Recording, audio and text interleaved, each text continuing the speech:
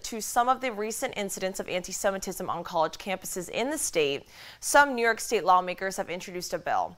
And this bill requires all accredited colleges in New York State to implement an anti-Semitism training program. In response to some recent incidents of anti-Semitism on college campuses in the state, some New York State lawmakers have introduced a bill to require all accredited colleges in New York to implement an anti-Semitism training program. This seems like a logical step that might provide some fuller understanding of those students that go to these schools.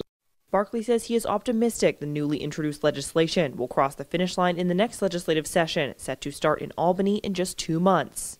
The Assembly member also says he would be open to similar legislation extending these types of protections for Muslim students. He says he suspects there is already sensitivity training for this discrimination.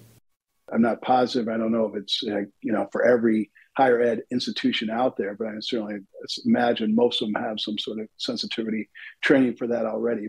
Some advocates say they are concerned about this legislation possibly using the definition of anti-Semitism to limit free speech for students criticizing Israel's actions in the ongoing armed conflict overseas.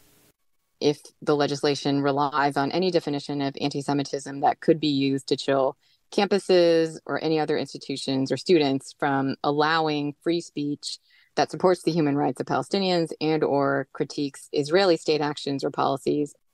Waheed says it's important for campuses to be aware of the threats happening to students speaking up for Palestinian human rights. In Albany, Elise Klein, WENY News.